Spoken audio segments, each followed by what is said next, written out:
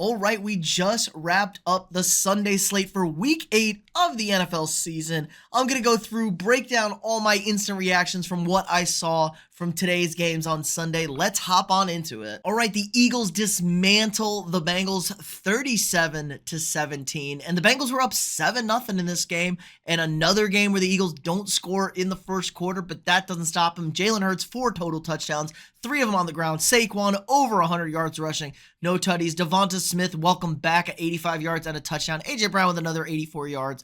And, you know, the Bengals, they can't run the football. This is like a big thing with this offense. This offense had been humming early in the season. It's been bad the last few weeks. They can't run the football. No T. Higgins again. You know, Gesicki on National Tight Ends Day has a nice day. Jamar Chase, 9 catches, 54 yards and a touchdown.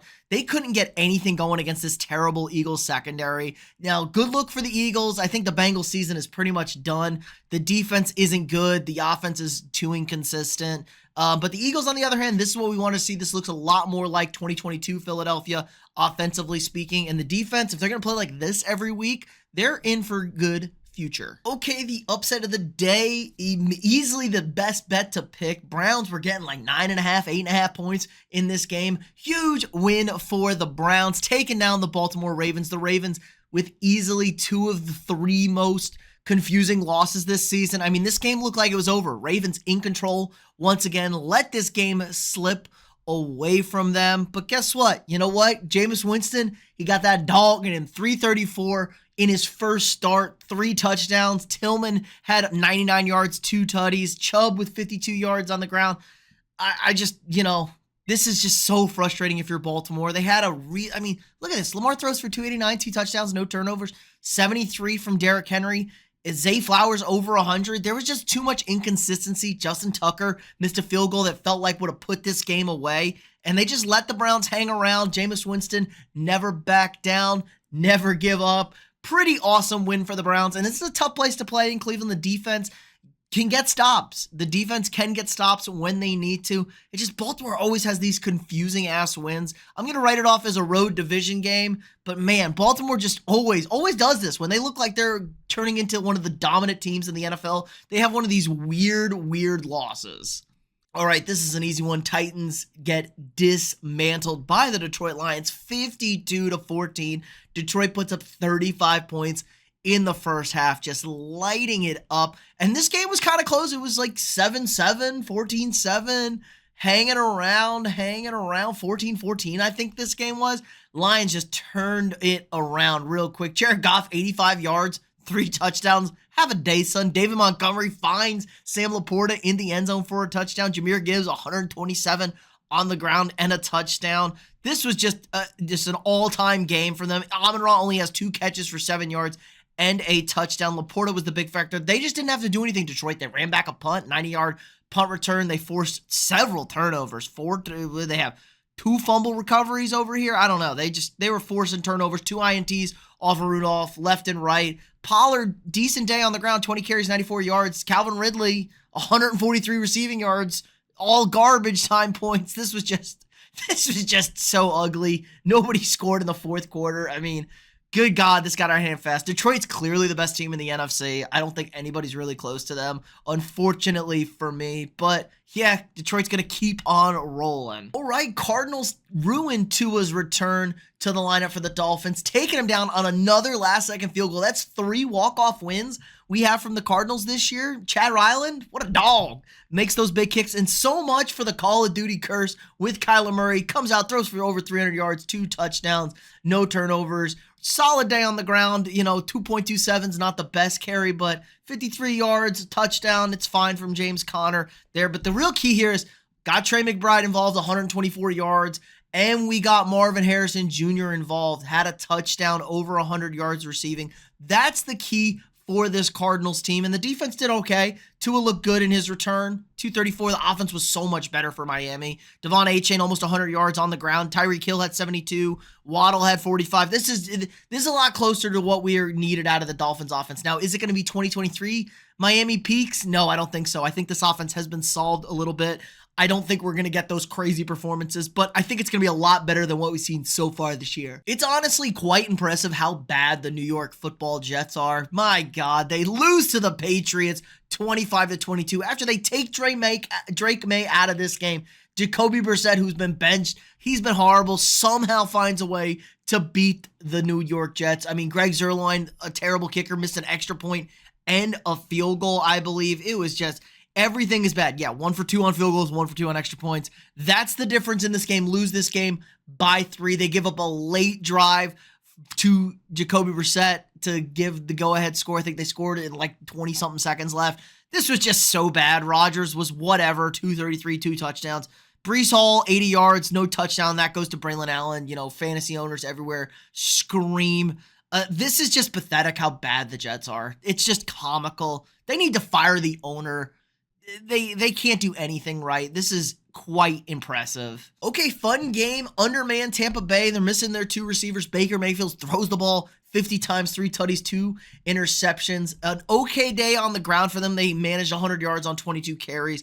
Kate Otten, your tight end, big time, 2 touchdowns on National Tight End Day, 81 yards. He was your leading receiver. But it's all about the Falcons, man. They're now 2-0 against the Buccaneers, and they're in first place, undefeated in the division. They got a stranglehold on this division. It's a 1.5 game lead now with that tiebreaker. 4 touchdowns from Kirk Cousins. Bijan adds another 63 on the ground. Kyle Pitts sighting 4 receptions, 91 yards, 2 touchdowns. Darnell Mooney puts another one on the board. He has 92 yards. Drake London owners look away, only 34 yards for him. But other than that, yeah, this Falcons team just playing good ball, and they knew if they could get competent quarterback play, they were going to win a lot of football games.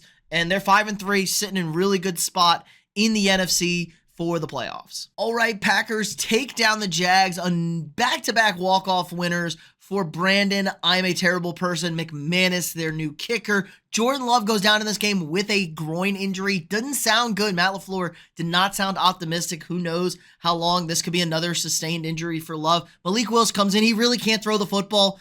He has like 1 major reception to Jaden Reed to lock this thing up and get them into field goal range. There you go. A 51-yard reception to end of this game. So 51 of his 56 yards on 1 pass play. Jags go down, tie it up. Then they jag it up and blow this game. Josh Jacobs, a really good day on the ground, $127, 2 touchdowns. He was pretty much what they needed from them offensively. Tucker Kraft, again, big day on National Tight Ends Day. Tight ends balled out today.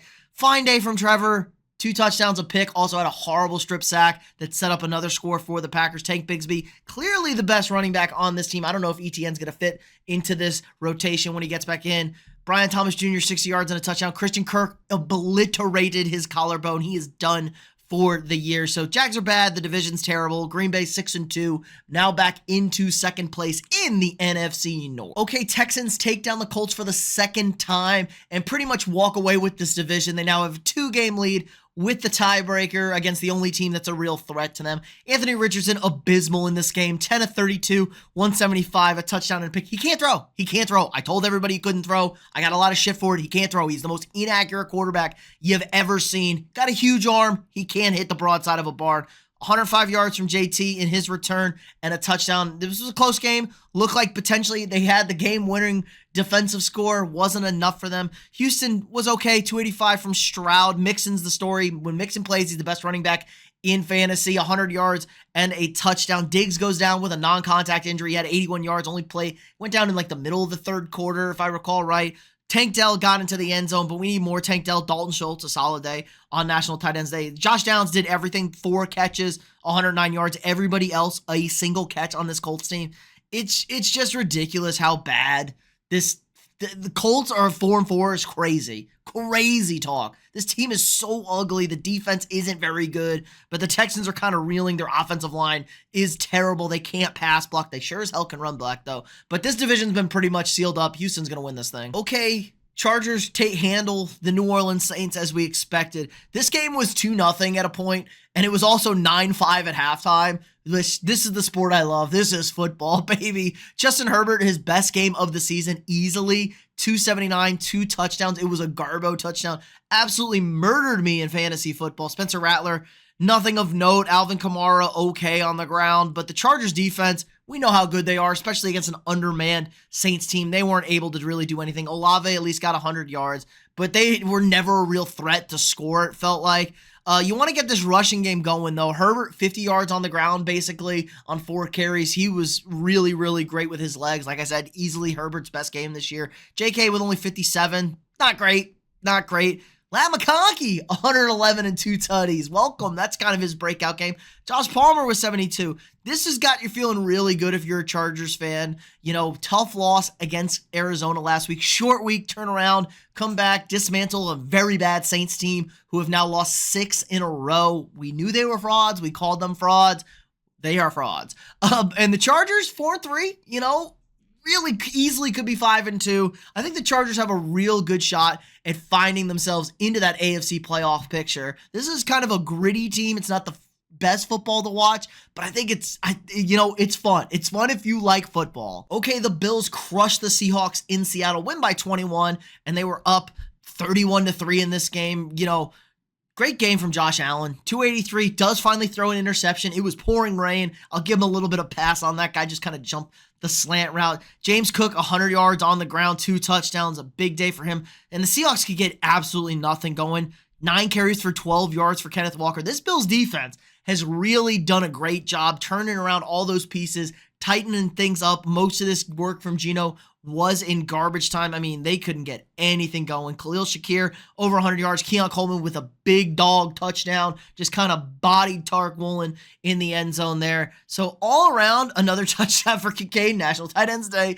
Got to mention it. But yeah, the Seahawks are a great litmus test. If you're a bad team and you play the Seahawks are going to beat you. If you're a good team and you play the Seahawks, you're probably going to handle the Seahawks handily. That's why they're currently 4-4. I think the Seahawks are going to be right at that mark for the rest of the season. And the Bills really making a statement, 6-2, looking really, really good. Okay, easily the worst looking game of the day. Denver takes care of Carolina. Somehow Denver is 5-3.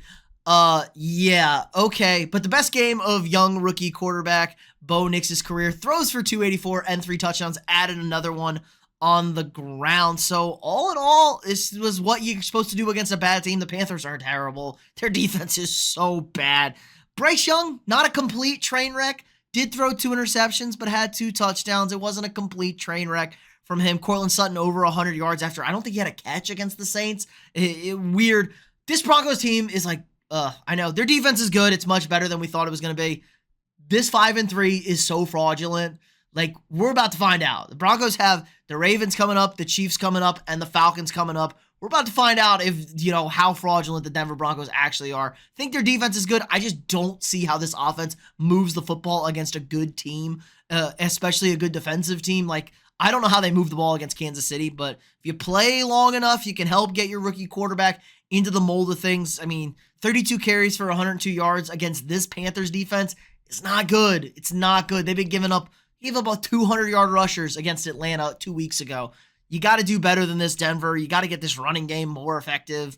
Yeah, fraudulent team, just playing terrible, terrible teams. Okay, the quest for the three-peat continues as the Chiefs take care of the Vegas Raiders 27-20. Wasn't a pretty game, kind of an ugly game. This is how the Chiefs play, but they are now 7-0 for the first time in Patrick Mahomes' career. Kind of crazy to think about, but also super impressive.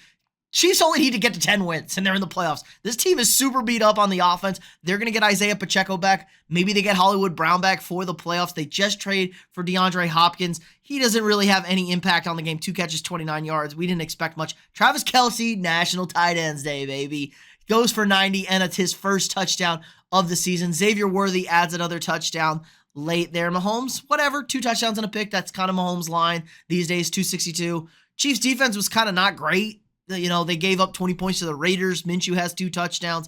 Madison, 14 carries for 15 yards, 21 for 33. Their run defense came to play today. Passing defense, not the best in the world. Brock Bowers had an okay day. Probably a down day for Brock Bowers, if we're being honest here on National Tight Ends Day. But, the Chiefs play ugly games. The Chiefs win ugly games. That's how the Chiefs are. I knew the Chiefs are still probably the best team in the league when it's all said and done, because if every game looks like this, the bad teams are going to be close with you, but you're going to play the best teams, and they're going to look the exact same way. So right now, Chiefs 7-0, keep on rolling. Okay, one of the worst watches of the day, turned into the best finish of the day, and it was really, really fun and exciting. Washington walks off a winner against the Chicago Bears 18-15 thanks to a 52-yard Hail Mary from Jaden Daniels. Daniels 326 and a tutty, and he was banged up. Like, clearly the ribs are hurting him. He was not comfortable. Solid day on the ground for them. 32 carries for 168 yards. Daniels 8 for 52. Brian Robinson and Eckler combined for over 100 yards there. So a good day on the ground for them. Scary Terry, 125 yards. Zach Ertz with 77 on National Tight Ends Day. Welcome back. And Noah Brown with your game winner, 52-yard touchdown off the tip. And the Bears, the story was the offense. The Bears offense could do absolutely nothing in this game. Caleb Williams was atrocious throwing the football for most of this game. 10-24, 131. DeAndre Swift chunked off a nice 56-yard touchdown run. That kind of got him going. They went back to the run game. Late in the game, they get those two scores. They score with 30 seconds left, something like that, to go up in this game 15-12. It looked like it was over. It looked like this thing was over. Bears defense did a good job, forced a ton of field goals, obviously, from Washington, kept them out of the end zone until the final play of the game. And they, my man Siebert missed a field goal. He shanked a 51-yarder, like, i.e., he clipped his foot off the ground, like, you wedged it. I don't know, man. I'm not a golfer guy, but Tony Romo said something there. But yeah, Washington continues to be kind of a fun Cinderella team. The defense is getting a lot better, guys. I've been telling you, I don't think the Washington defense is terrible like we thought going into the year. And early in the year, they had the bad showing week 1. It just takes some time. They did a great job today. I mean, they were living in the Bears' backfield. Caleb could do essentially nothing with any sort of the time he had. He was running for his life most of the day, but huge, insane upset, I guess. I guess it's an upset if you think you've lost and then you win it there. Washington moves to 6-2. Bears drop to 4-3. And finally, the San Francisco 49ers take down the Dallas Cowboys 30-24.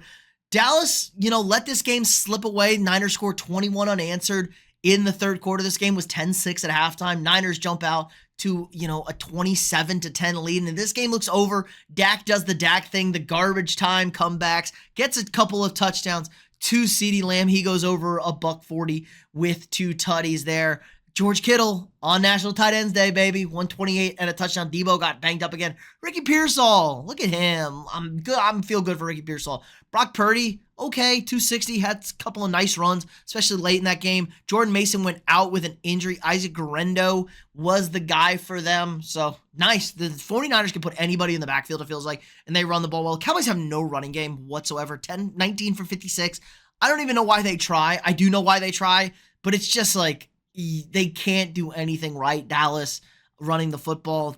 Late comeback, have the ball, couple of bad play calls, and the Cowboys fall short like expected for all Cowboy fans. But that's going to do it for us. Let me know what you guys think in the comments below. What were your reactions to all the games? We got one more game Monday night, the Giants and the Steelers. Kind of like the Steelers in that one. I'm liking what Russ is cooking. Be sure, if you haven't already, drop a quick like on this video, hit that thumbs up, subscribe to the channel. We got new sports content every single day. If you want to support the channel more, sign up for a channel membership. You get all sorts of access to cool exclusive perks. Helps me, allows me to keep making this great stuff for you guys every single day. Be sure to tune back in Tuesday morning for the power rankings for week 9. Always a blast. Again, like, subscribe, and share, and I'll see y'all tomorrow.